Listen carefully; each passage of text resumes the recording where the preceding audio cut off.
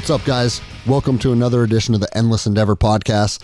Today we're doing another solo cast, and we're going to talk about some things. We're going to talk about some current events. We're going to shine a spotlight on the things that we don't like, and then we're going to talk about how to get better. That's been the theme of the show, and we're going to continue with that because it is imperative that all of us keep our heads up, keep our heads on a swivel, have an understanding of the battle space that we are occupying, but not get consumed by it. Continue to win on all the personal levels that we can, make our lives as successful as we can, and that's how we win as a collective. I think it's important to continue to reiterate these things because we're in a weird time. We've been in a weird time for going on over 2 years now, and I don't know if there's an end in sight. So instead of letting it get you down or stressed out, if this is the battle space we're occupying, then we need to figure out how to win in it. And that's what we're doing. And so the first thing that I want to bring up is veterans issues. All right. I've talked about veterans issues plenty of times on this podcast, but I was listening to Andy Frisella and Mike Glover talk the other day on Andy's show, Real AF. And he brought up a perspective that I hadn't really thought about before. And Andy said, do you think a big problem with all of our veterans facing depression and having a hard time assimilating back into a normal society? He goes, I think that probably has to do with, once you get home and you remove yourself from the war and you look at yourself in the mirror, a lot of veterans have to ask themselves, what the fuck were we doing? Why was I over there doing that? And in his opinion, a lot of veteran depression and a lot of veterans issues is related to that. And that's something that I think about fairly often. The older I get, the more I'm able to look back and reflect on what we did and the things that I partook in. I have to ask myself, what was that all about? And that's why I want to open up today's show with the question, were we the bad guys? I'm not saying we were, I'm not saying we weren't, but I think it's something to put a little weight in and something to contemplate. Now, regardless of what conclusion you come to, I think it's important to understand that regardless of the conclusion, we have to understand that we were fucking kids that at the time thought we were part of something great. The United States has done a phenomenal job throughout my lifetime of really making members of the military feel like superheroes. You watch the commercials, Be All You Can Be, or the Marine Corps ones where they're killing fucking dragons. And it's like, we've always put our veterans on a pedestal and we've always held them in high regard. And again, my lifetime, right? I wasn't around when all the soldiers got home from Vietnam and they were getting spit on and people were pissed off. But why were people pissed off at them? Why do you think that was? Do you think they were upset with them personally as a human being? Or do you think there were some people that looked at the war as a whole and said, what the fuck are we doing? And the anger and the frustration that those people felt, well, it probably got cast on the soldiers as they came home from deployment. And let's be perfectly fucking honest. That is wrong, and that is just stupid, right? If you're upset with the way that our government is conducting themselves, don't go to the bottom of the totem pole, the enlisted soldiers coming home from war, and voice your displeasure to them. Take it up to the top. I mean, I was fucking 17 years old when I signed up. And I was in the delayed entry program my entire senior year. And now I look at seniors in high school and they're fucking children. They're fucking children. And to think that I was making a decision that could affect the rest of my life, or that I should say did affect the rest of my life at 17, that can be pretty heavy. But the reason I bring that up is because the 17-year-old kid that's saying, okay, I'm either going to go into the workforce, I'm going to go to college, I'm going to go into the military, right? I really doubt that they're taking a global view at things.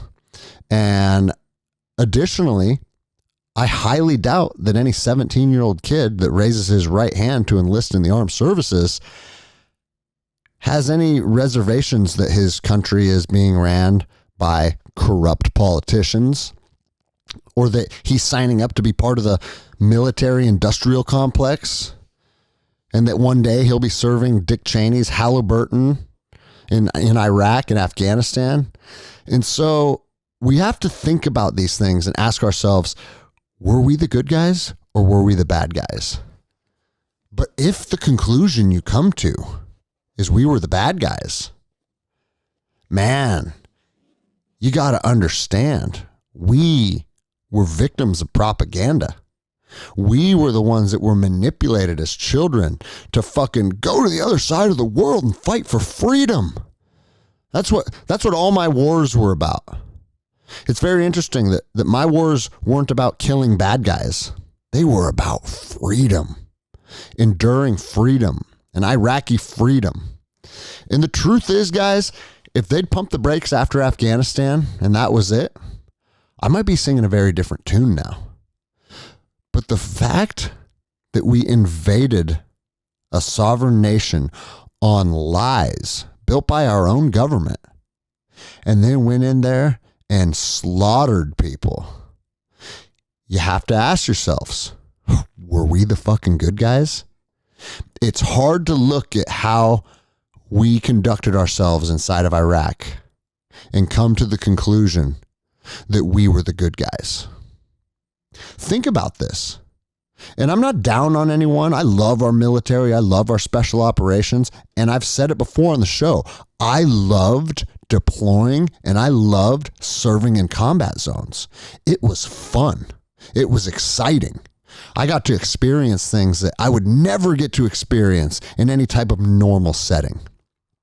And if I could go back now and change it, would I? I don't think so. Because all of those experiences and all of those relationships and all of those skill sets that I honed, they brought me to who I am right here and right now. And I can tell you, at the age, I'm going to be 42 next week, I feel pretty proud of who I am for maybe the first time in my life. And I know that sounds kind of crazy, but there was a lot of periods of time in my life where on the outside looking in, Greg has it all figured out. He's an Army Ranger. He's a black belt in jiu-jitsu. He's a federal agent. He's a police officer. And while professionally I was doing well, and I could do the missions and I could conduct the tasks of whatever position I was holding at the time, and I could usually do it pretty well, man, when I would look at myself in the mirror, there was still something missing. I still didn't feel complete. I still held on to imposter syndrome. And we've talked about that on the show quite a bit. Whereas I'm doing everything I need to do and I'm being successful at it, but I don't feel like I'm authentic. And I feel like there's something wrong on the inside of me. And so if that's where I was at, and now over the last 24 months of reading all these books, making all of these relationships with people that I would never had a relationship with if my life hadn't gone down this crazy path that it's went down. But I'm starting to understand more about myself, about how to succeed, about how to win, about what relationships to build. And I'm finding, man, I'm finally feeling like I'm comfortable with who I am. And I think a lot of people, I think the majority of people are probably sharing that perspective with me.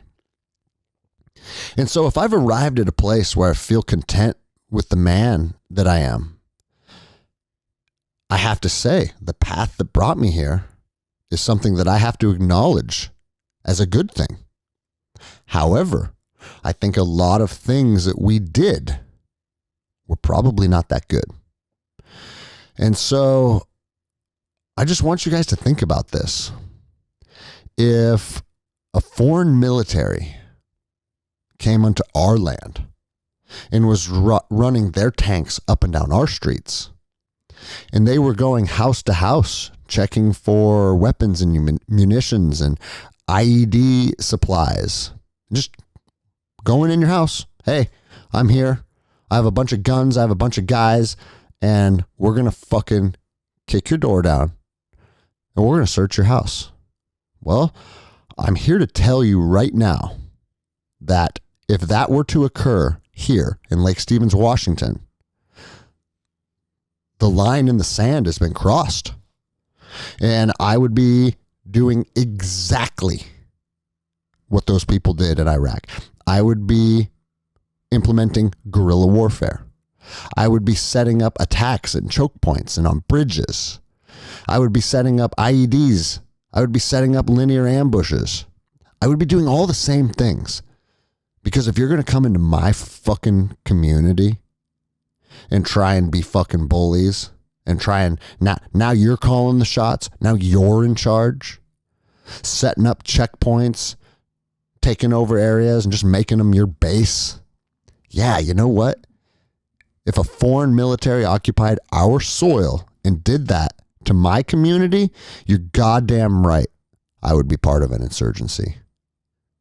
And the fact that you guys are listening to the Endless Endeavor 2 years after we got started, I'm going to guess you would probably be part of the insurgency with me.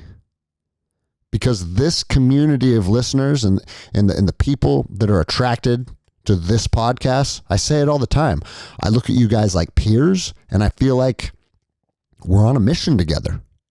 My inbox gets inundated with questions about how to be fit, how to be resilient. What kind of training should I do? People ask me stuff all the time. And it's empowering to me because I've realized it's not me that's doing this. I just happened to be the guy that had a spotlight shined on me and I had an opportunity to create a little platform. And now that I've done that, it's brought a lot of like-minded people together. It's important and it's powerful for people that have the opportunity to do so and do things like this to do it. Use your voice, say what you think, because you're speaking for more than just you. And I'm here to tell you that. You're speaking for lots and lots of people that share your opinions and share your perspectives. They just may have not created or grown a platform yet. But there is a little caveat on that, guys. If you have 10 followers on Instagram, or you have 392 followers on Instagram, continue to speak your truth and say what you believe to be authentic and what you believe to be morally and ethically correct. Say it on social media, say it in person within your communities. Don't be afraid to say it at your kid's school. Don't be afraid to say it at Thanksgiving dinner because your aunt is here and she's very liberal and she's going to be offended. Like, I'm done worrying about offending people, and I'm done worrying about if I need to put a fucking muzzle on and rescind my words because it might offend someone. These things are super important to think about. But going back to why we're on this rant to begin with, if they were in our cities, you guys would be with me and we would be the resistance. Just like so many fucking young men were inside of Iraq. Now, do I feel bad about anything that transpired in Iraq? Yeah, some of it I do. Usually the stuff that involves kids, the stuff that involves women, and that's just because of how I'm wired. As an alpha male, I have a protector gene inside of me. And at the time, in 2004 and 2005, running the streets of Ramadi, watching little kids get fucking killed, I laughed at it at the time. And we used to say, fuck those kids. Give them 10 years, they'll be terrorists and they'll be shooting at us. We took care of a problem ahead of time. That's fucking dark. But the other side of that is the dark humor and the dark outlook and the disallowing yourself to feel those emotions. It was necessary because the next day we're going back on patrol. And if you're going back out in the streets and you feel sadness and you feel any type of like depression. It's going to cause you the inability to do your job. And as soon as you find yourself stuck in this emotional place that disallows you to do your job, that means you're fucking dead. That means your ranger buddy's fucking dead. And so at the end of the day, the way that we conducted ourselves over there and its very foundational element was just self-preservation. You have to know that. And there's nothing to be ashamed of about self-preservation. But I want you to think about this. When you do come home and you do have that ability to decompress and reflect and ask yourself some hard questions, that's when it's time to no longer lie to yourself. Be brutally honest with yourself. Ask yourself those hard questions. Don't bury them down, hoping that they'll never surface again, because they will. Let's get these to the forefront right now, and let's face them head on. I'm fucking sick of the veterans community just absolutely destroying themselves through substance abuse, through depression, through suicidal ideations. Look at what we did. Come to a conclusion. And if you think what we were asked to do was fucking terrible, and you come to the conclusion that you were the bad guy, you gotta know you were a victim of fucking propaganda. That's it. But I'll say this too, and I've said this on the show before, guys. If there was no war, if we had world peace, and every country was getting along in unison and everything was going as good as it could go, and for the first time in human history, we weren't in conflict with ourselves, and all the governments of the world agreed, hey, you know what? This little area of land, we are going to open up for volunteer warfare. And men 18 to 30 can come here and they can basically play paintball with live rounds. Men would go. Because war calls to us. Something in our DNA, something on a primal level says, I want to fight. I want to fuck dudes up. Obviously, not everybody shares that, but a lot of us do. So you start getting too caught up in the government conspiracies and the New World Order stuff and the Axis and the Allies and who's right and who's wrong. Just remember, at the end of the day, we just loved fighting other men. And when we were young, we saw an avenue to go fight other men, and we jumped at the chance. I mean, after I left the military, I did so many deployments as a contractor, and I saw way more combat as a contractor than I ever saw as a ranger. That's the truth. Now, that story isn't everybody's story. Lots of rangers saw tons of combat, and lots of contractors didn't see any. But my path was the opposite. And that's because I was sent to Ramadi, and it was 04. And so it doesn't matter what your fucking MOS is, what agency you're a part of. I don't care if you're GRS, DOS, DOD. If you're in Ramadi, Iraq in 04, you're getting in fucking gunfights, and you're getting in gunfights often. And there's a lot of people that wanted to fucking kill you. But the reason that I bring this up is because as a contractor, I could go home at any time. I could say, you know what? This isn't for me anymore. I'm out of here. Send me out on the next bird tomorrow morning. And I saw guys do that. And for those of you that served in the contractor capacity, you know exactly what I'm talking about. Because where the rubber meets the road, there's certain guys that decided this isn't for me anymore. And guys, I'm not down on them at all. Like, everybody has their path. Everybody has to fulfill what they feel they're here to do in their heart. And if you feel like there's some stupid shit going on, or you just feel like this doesn't make sense and you wanted to bounce, as a contractor, you're a civilian. You have the right to do that. You don't know anybody a goddamn thing. But for me, I kept going back. I kept going back. I kept going back. And I stayed in Ramadi for almost 2 years because I always wanted to go back. And the reason I wanted to go back is because there is nothing more exciting than being on a rooftop, identifying an enemy target, and fucking putting that motherfucker down. Now, when I talk to guys like Andy Stump and Mike Glover, they were putting motherfuckers down every single night. And I hear their stories of combat and it makes me feel like, man, fuck, I didn't do anything. But comparison is the thief of joy, right? Who gets to mix it up and who doesn't really just comes down to right place, right time. I put myself in units that got in massive amounts of combat, just not when I happened to be there. Or sometimes this company would get a mission and just slay dudes, and my company would get a mission and it's a dry hole. Or we got missions to go do like HVT interceptions, like taking out dudes. Heckmaner, you guys remember him? He was an HVT in Afghanistan.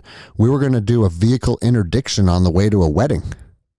And it was going to be something out of the fucking movies. Flying in, we had a team of SEALs attached to us, and we had, they were going to be the main effort.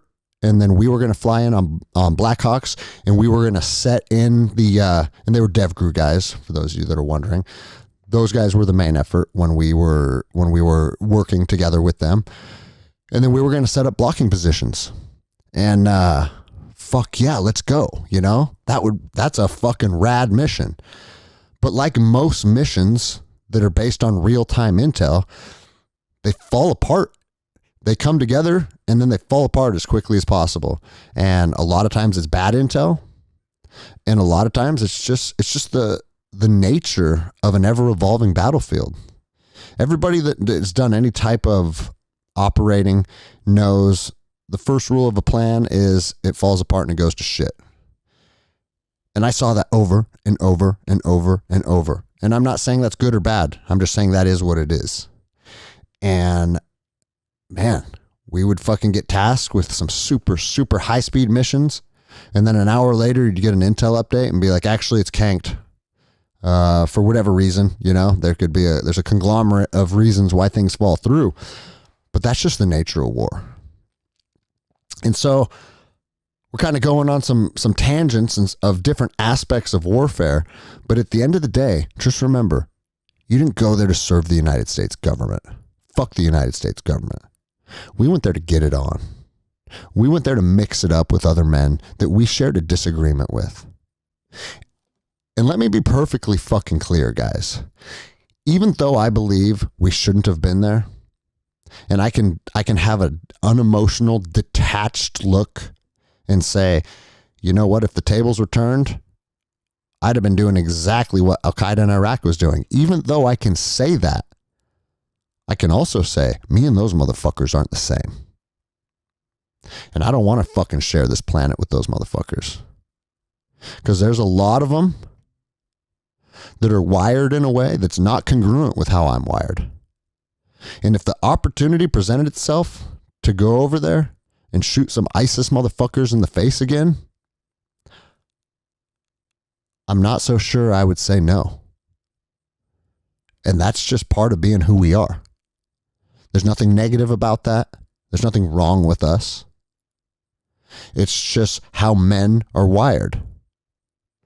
Those people have a vastly different outlook on life. They hold some morals and values that I think are just absolutely fucking abhorrent. And if the opportunity ever arises where me and those motherfuckers can settle shit, I'm not so sure I'd say no. And it's something for us all to think about. Now, in regards to, are we the enemy? Did you guys see Vladimir Putin He gave a public address, I think it was about a week ago. And in that public address, he was saying the American culture has become vile. The American culture has become a culture that victimizes its own children. They mutilate their own children. They're letting babies make decisions that will have negative effects the rest of their life. And every fucking thing that came out of his mouth was something that I 100% wholeheartedly agreed with. Fuck. We've been told that Russia is the enemy since we were little fucking babies. And when I hear my president speak and I hear their president speak, I am in alignment with him almost 100%. And what that does for me is it actually reaffirms, dude, maybe my government is the bad government. Maybe I was the pawn on the bad team. We got our fucking government doing all of this egregious shit. And we're going to talk about a little bit about some of it. And we have the government of our supposed enemy saying things that not only I agree with, but probably you agree with too. You know, this podcast is growing and growing and growing. We're getting more downloads every fucking month, which tells me I'm not crazy.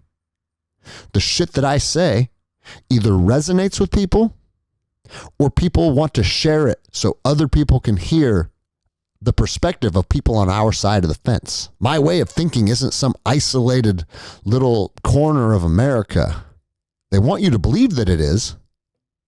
They want you to believe that having strong, defiant, conservative principles that you hold dear to your heart, that you're willing to fight for, they want you to believe that not very many people share that opinion and share that will. But I don't think it's true. I think a lot of people share exactly how I feel.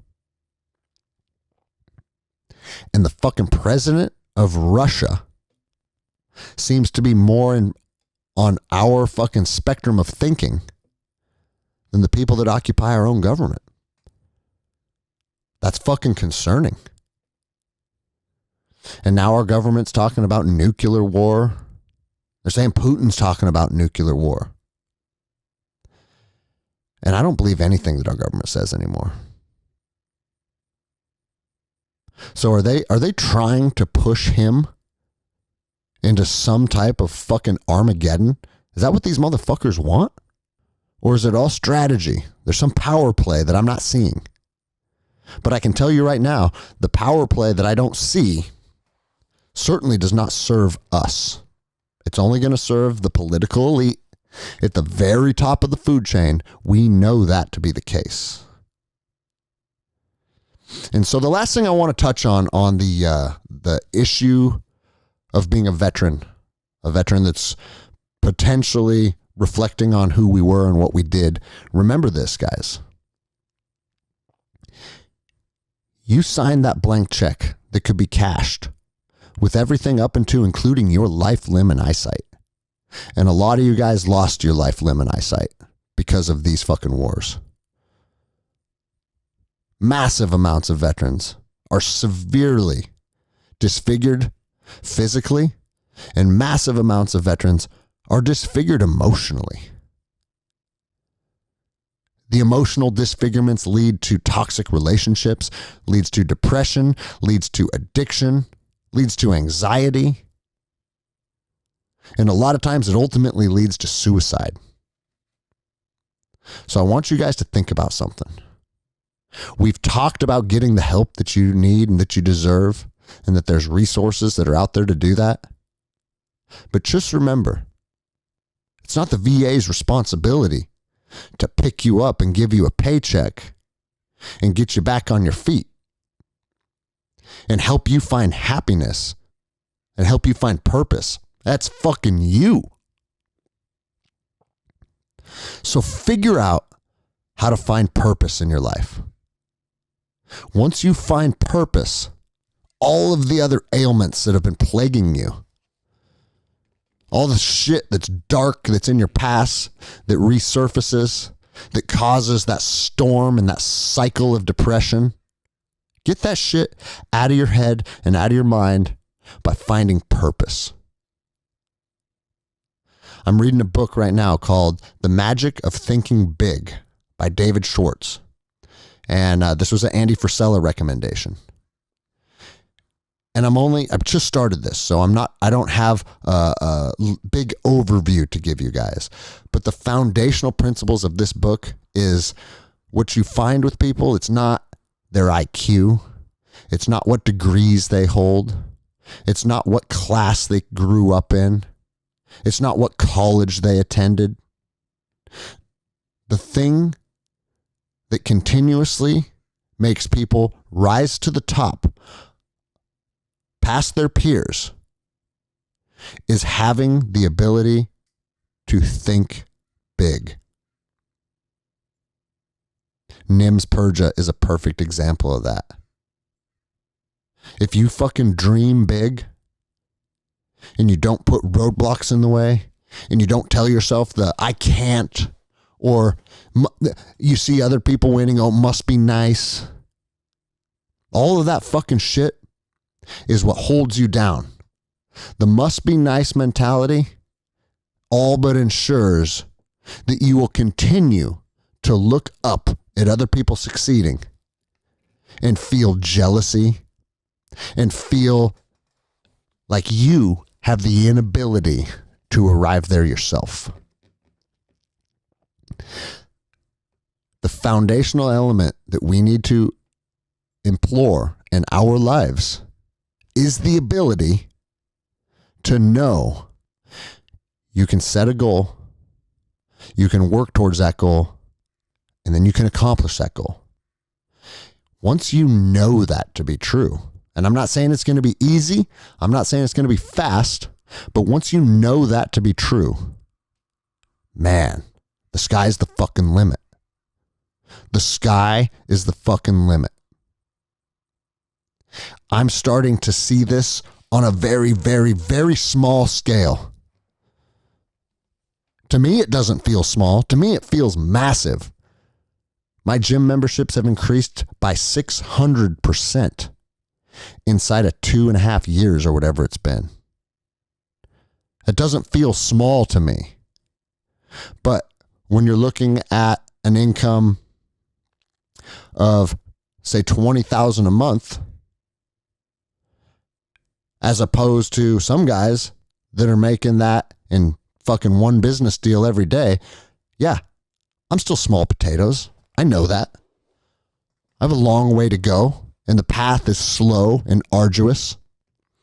But I can also say I'm doing a fuckload better than I was as a police officer.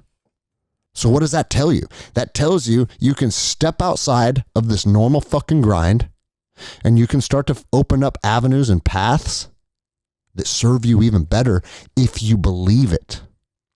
And if you know in your heart you're making the right decision. Now, let's circle back. I can say circle back now because Jen Psaki is no longer that fucking the press secretary. We circle back to the VA thing because I want to touch on something in regards to the VA. I said the VA is not responsible for pulling your ass up and getting you on the right path. But don't think for a second that that doesn't mean you shouldn't fucking get every single thing that you can out of them.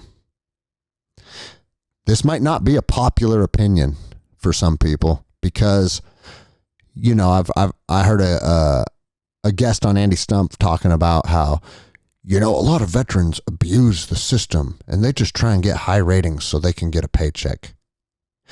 Yeah, motherfucker, that's right. And I ask every fucking veteran listening to go find an advocate and put together a packet and try and get some type of disability rating for the things that you saw, the things that you did, and the fucking things your body got exposed to. When you write that fucking blank check that includes everything up into your life, limb, and eyesight, and you come home with ailments, they can be physical or they can be emotional, you're goddamn right. I think veterans should go move forward and get the ratings that they've earned. The U.S. government steals from us on a fucking biblical scale. We are not free people anymore. Half of our income is taken from us. We're shackled down by all these fees and fines and fucking taxes. Every single little thing that you do, you have to pay. I've talked about it on the show plenty of times. You go climb a mountain, you got to pay us. I go drive my boat around the ocean, I got to pay them. And it never fucking ends. And so, if you can get a little bit of that back, by all means, don't allow anybody to put a fucking guilt trip on you. When our fucking country can spend billions and billions and billions and send it to Ukraine, don't expect me to feel sorry asking our fucking veterans to get compensated for their ailments. Go get an advocate and start that fucking process. I've been in the process all week, guys. I can tell you. My first claim, I got medically discharged for an injury in 2012. And my path is a crazy one. There's a break in service and there was some reserve time. So at the end of the day, I was no longer affiliated with the military in 2012. And the last separation, I was in a reserve status. But I was medically discharged. So I went to the VA and I said, hey, this is what happened to my eye. And I had it documented.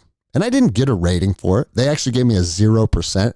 And for those of you that don't know, a 0% means we're not paying you for it, but we are acknowledging that your injury is service related. And that's actually a good rating to have if you are to have any type of issues down the road. And you can say, hey, look, guys, back in 2012, when I had my issue with my retina, you guys acknowledged that it was service connected. It's a good thing to do.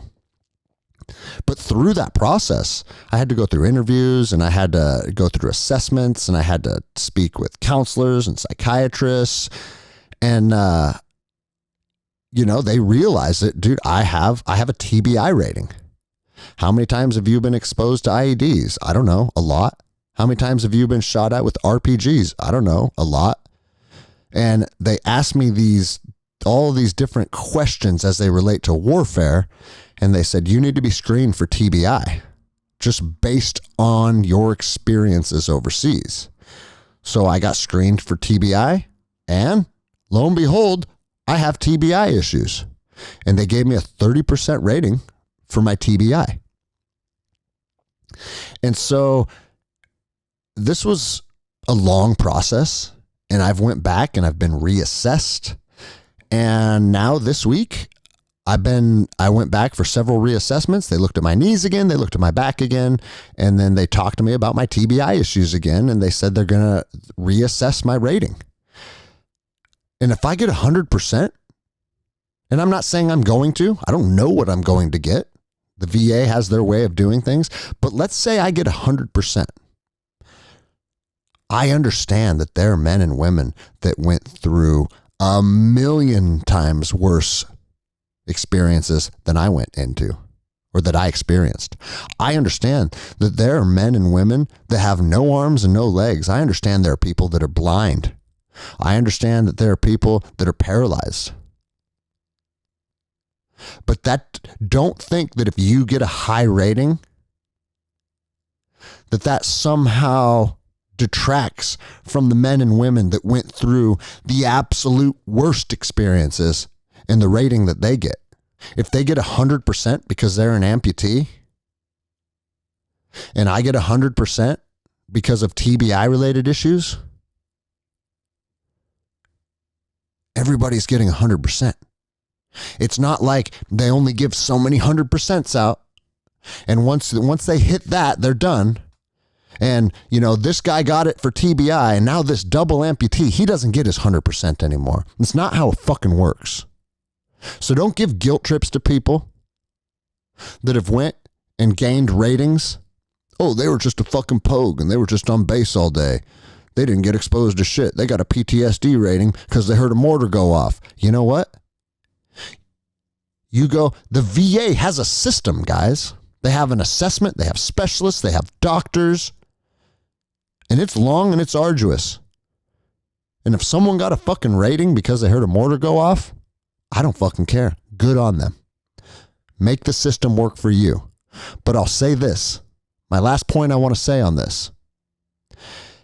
If you are someone that has ailments and you put a claim in and you get an award, you get 80% or whatever it is, and you get $2,000 a month coming in, don't let that $2,000 a month become your fucking source of income. You want to live on $2,000 a month? You're going to continue to be that fucking depressed veteran that doesn't win.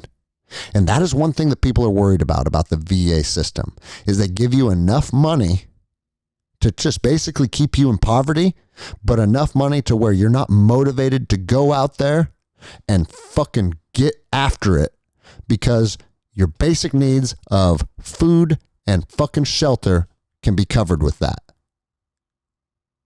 If you're going to allow your ailments that you received compensation for be something that hold you down, then don't do it. You have to be fucking smarter than the system. That needs to be one little tiny, tiny piece of your income. And me and my wife were just talking about it. If I get a rating that's high enough to cover our mortgage, look what that just did for my fucking family. My house is awash now. And now I'm going to go out there and crush everything else that I can. Do not let an award of compensation slow you down or put you in a place of complacency or put you in a place of laziness. A lot of veterans do that. A lot of veterans fall into the I'm a disabled veteran mindset. And you wear your fucking hat with your ribbons. And now your identity for the rest of your life is a disabled veteran. Am I a disabled veteran on paper? I am. You think I fucking identify as a disabled veteran? No, I'm a guy that went and served and I have some issues and it's recognized and it's documented. And now we're fucking moving on and we're getting after it.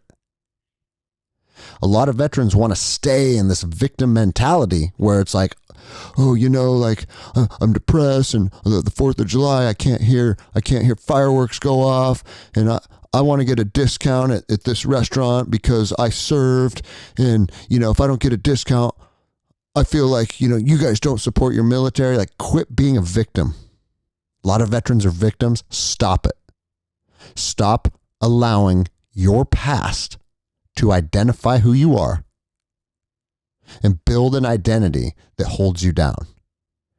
If you tell yourself in your heart and in your mind, I'm disabled, it's the same thing I was just talking about the book, The Magic of Thinking Big. There's also the magic of thinking small. And if you tell yourself, I can't, and I'm disabled, and I'm never going to amount to anything, I have PTSD, and I'm stuck in this negative, vicious cycle. You feel like you're just a dog chasing your tail. You tell yourself that thing, it's the self-fulfilling prophecy. It's the compound effect. We've talked about that book before on the podcast as well. Every little thing that you say and do builds. And it builds in a positive way or it builds in a negative way. And over time, your words and your actions and your behaviors and your relationships, they either build into a positive direction or they build into a negative direction. And I'm here to tell you, you veterans out there that are compounding negative energy, you're going to be fucking stuck in that hole for eternity, and it's your fucking fault. So maybe today is the day we turn it around, right? Maybe today is the day where we say, you know what? I can't have a disability rating. and I can have some compensation, but I'm done being a victim. I think it's fucking important. It's fucking important, and a lot of people need to come to this realization. So, we're 45 minutes in. Not going too crazy, right? We're kind of walking we're balancing out. Some things I wanted to talk about, the direction of our country and some of the things that I think we need to understand is that a lot of things that are happening right now is simply politicians trying to appease certain groups of people simply because November is right around the corner, guys. Right? November is right around the corner. So we see gas prices start to drop. I heard Biden saying, or his press secretary saying, like, oh, the president has done this and his actions have lowered the cost of fuel by $2 or whatever it was. And it's like, bitch, first, his policies and his procedures made the price of gas go up by $5 a gallon. People need to fucking detach, take a step back and see the fucking game that they're playing and that everybody's being duped. You can't take $2 a gallon gas, bump it up to $7, and then drop it down to $5 and act like you're a fucking hero. But the thing is, for these fucking mouth breathers that are just fucking like Groundhog's Day, doing the same fucking thing every day, not aspiring to be great at anything, they're just stuck in a hamster wheel. They get used to $7 a gallon, and then it goes down to $5. Oh, that feels a little better. I like that. Somebody's doing something good. Like, fucking think for yourselves, guys. Fucking think for yourselves. The loan forgiveness, we're going to forgive people's student debt. Now, it didn't look like Biden's plan is going to come to fruition because there's a lot of fucking issues with that. And I know some judges are actually getting involved, some federal judges. But you really think Joe Biden wants to fucking forgive your debt? Your debt is their asset. They fucking want you in debt. They want you fucking struggling. They want you having the inability to have ends meet. They like you in this fucking compromised state. They like you being dependent. And the reason they're even talking about loan forgiveness is because November is right around the fucking corner. That's why. Come on. They talked about forgiving marijuana crimes federally. Federal marijuana crimes are going to be pardoned. Joe Biden wants to pardon everybody that's convicted of a marijuana crime federally. And he said something like, "Oh, people should not be in jail based on marijuana." Motherfucker, you and your girl Kamala, you're all about locking motherfuckers up. Your 94 crime bill, Kamala is a prosecutor. Don't act like you suddenly had a change of heart. But let's be honest. Fucking Biden, he isn't calling the shots on anything. What did he say the other day? I got 2 words for you. Made in America. Like, guys, that's the leader of the free world. And my fucking ass can sit here. I regularly speak for an hour.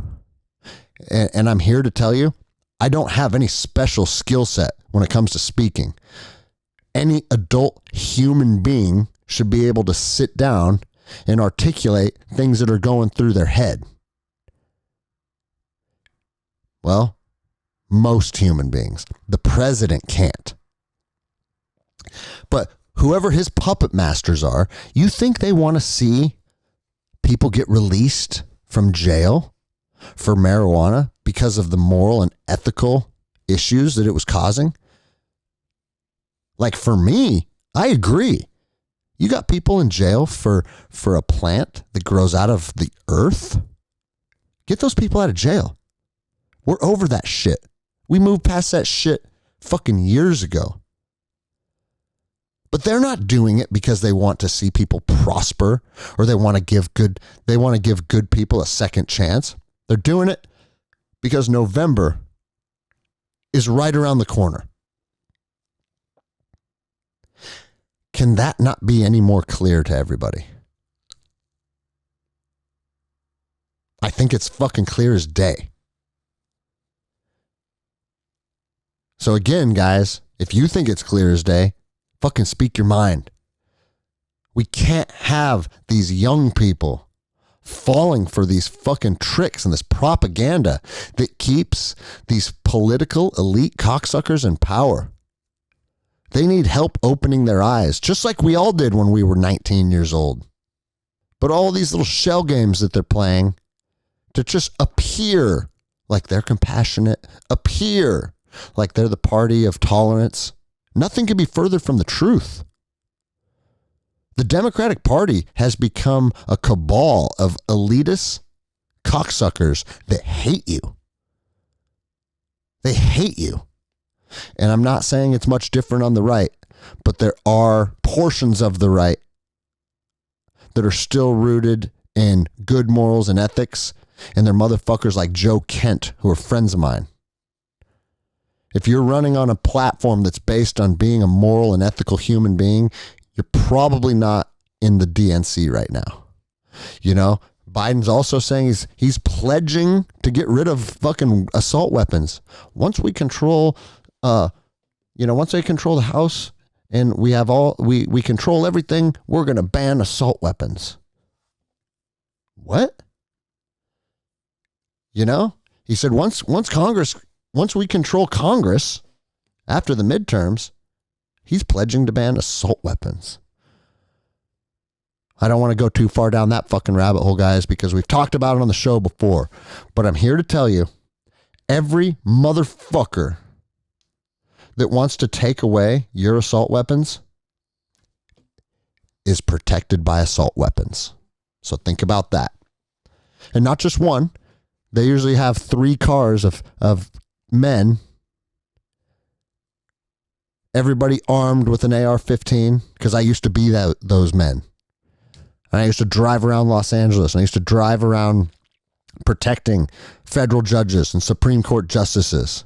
The men and women that want to take away your assault weapons are fucking surrounded by assault weapons.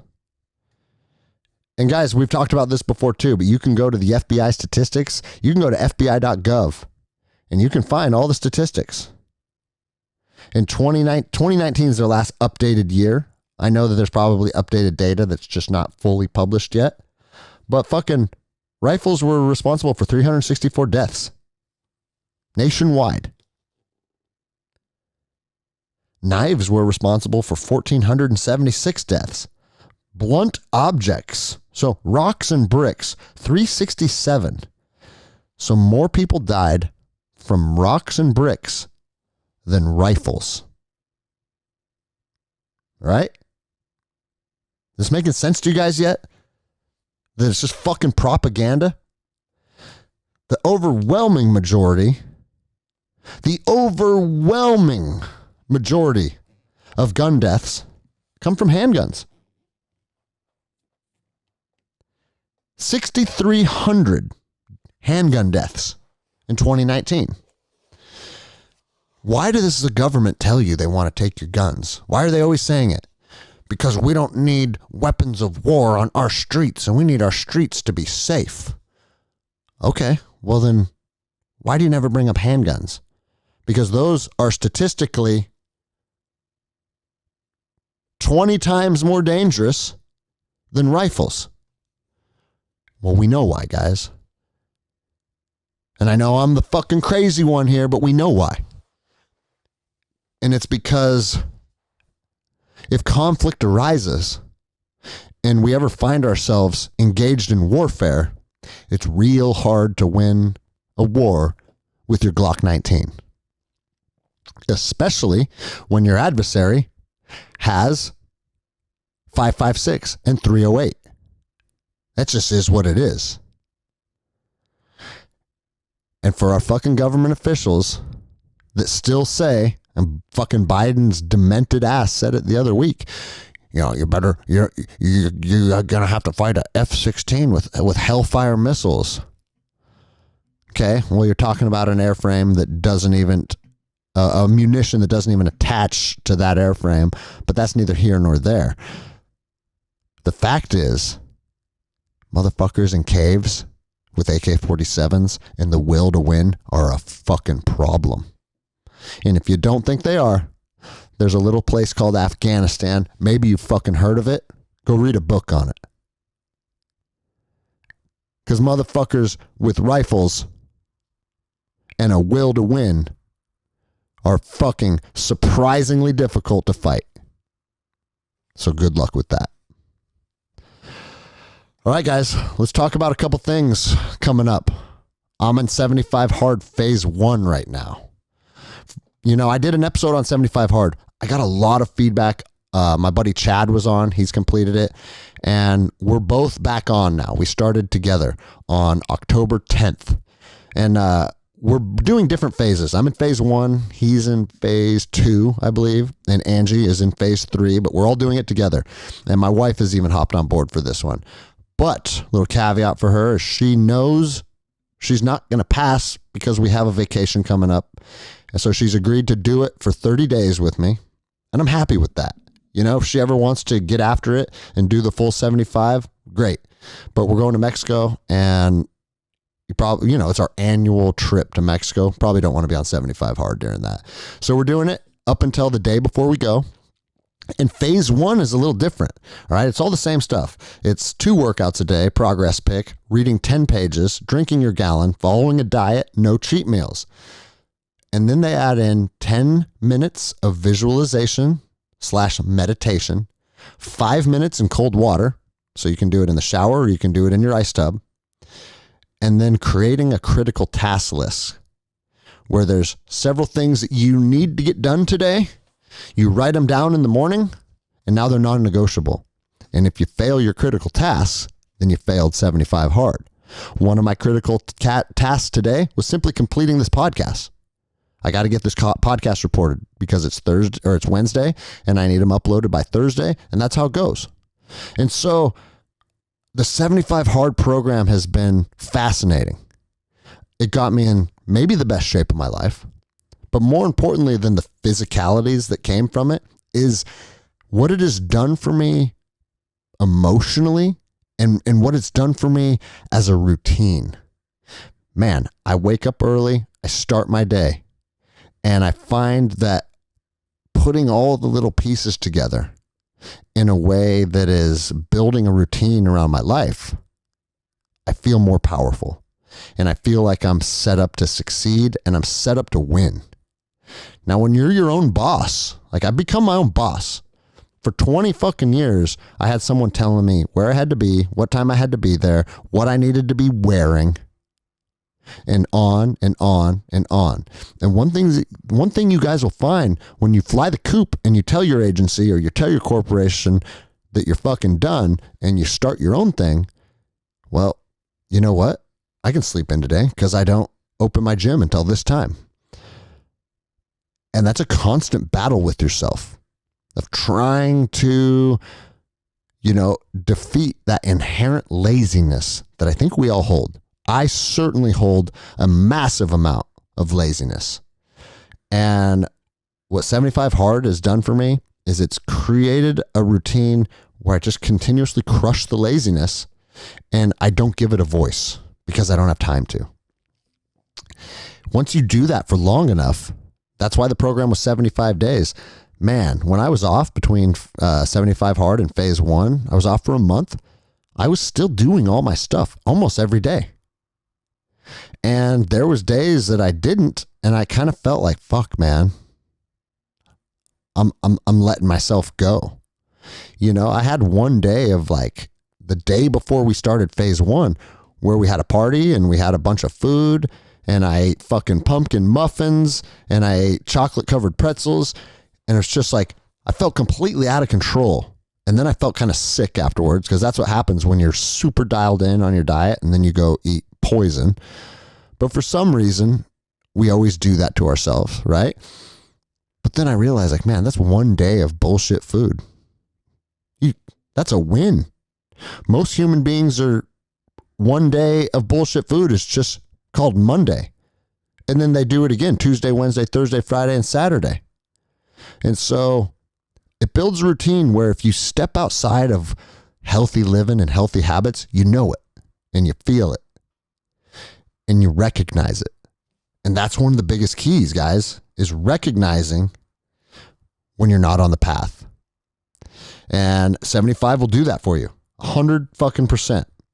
And so I got that coming up, and I'm going to be on 75 hard again, or, this is called phase 1. I'll be on this program until November 10th. In this time, while I'm on it, I have a Guns and Geese camp down in New Orleans. So I'll be traveling, I'll be teaching, I'll be engaged with people all day, but that's just how it goes. You have to make sure you still get all your stuff done, no matter how slow or busy your day is. I also have a hunting trip going to Wisconsin next week. We got a whitetail hunt booked. And, I wanted to talk about that as what I'm going to wrap up this episode with, because we're already at over an hour. But I think it's super important for every single human being that eats meat to know what it's like to put an arrow through an animal. I'm here to tell you guys, I'm excited. It's my friend's ranch. He's put this together. Me and Zach are going out there. I get to spend time with him.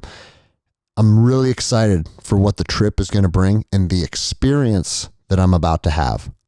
But I'm also here to tell you, I'm not going to enjoy sending an arrow through an animal. I know that. I don't like watching things die. I just don't. Maybe it's because I've seen enough death in my life that I don't celebrate it. I don't think it's fun. But I also haven't put an arrow through a big game animal that I've eaten. And I eat steak almost daily. And it makes me think, we are blessed to live in a time where I can drive to the grocery store, I can walk into the meat aisle, and there's just this white fucking cardboard little fucking dish with a big slab of meat on it that has cellophane wrapped around it, and I pay them $45 and now it's mine. Now, that's cool because I think meat is nutritious and I like that it's readily available, but I also understand I'm a detached motherfucker and that's not reality. If you watch the show Alone, every time those people kill a squirrel or a rabbit or a grouse, they fucking feel it. They feel its energy. They get emotional and they hold this animal and they will usually shed a tear and be overcome with gratitude. And I think that's the experience that is supposed to be part of taking a life to sustain yours. We're taking that animal's life energy and we're putting it into ourselves. There's nothing negative with that. There's nothing gross about that. So if you're a vegan and the story offends you, I would ask yourself to think about the circle of life and that we're all a part of it. Regardless if you eat plants or you eat animals or you eat both or you don't eat fish, whatever it is, we are taking the life force of something and we're putting it into ourselves to sustain our life energy. But it should be intimate. That should be something that you feel intimately and appreciate intimately. And guys, that's why I'm going on the hunt. For those of you guys that are hunters that have been killing shit since you were fucking 6, it may sound kind of silly that that's kind of where my mind's at. But I've killed a ton of birds. I've killed a ton of fish. I've been a hunter my whole life. But with my dad, it was grouse and ducks and pheasants. It was always bird hunting and fishing. Never big game. And I just know that this experience is going to be a little different. And we're going to watch this creature give its life for us. And I think that's something that everybody should do. Even if you're not an avid hunter, even if it's not something you're going to do all the time, if you eat meat, you need to put an arrow through an animal and you need to know what that experience feels like. And so we're going to wrap it up with that, guys. I could say stay safe out there, but I'm sick of staying safe. Safe is where cowards hang out. Safe is where pussies hide. We don't want to be safe. Playing it safe, that phrase even has negative connotations to it, because when you play it safe, you don't win. Nobody's ascended to this top playing it safe. And I used to get offended when I'd be deploying and people would say, stay safe out there. Motherfucker, I'm going to Ramadi. There's nothing safe about this. So I would say stay dangerous. Go out in the world and stay fucking dangerous. Stay dangerous by being physically, mentally, emotionally, and spiritually strong as fuck. And stay dangerous by knowing that you are the man or you are the woman that is capable of defending others, standing up for the weak, being the protector that we're supposed to be. If you want to be that person, that comes with an inherent amount of danger. And guess what? We're ready to fucking embrace it. Thank you guys. As always, I love doing these shows. I love sharing my thoughts with you guys. And we will be back next week.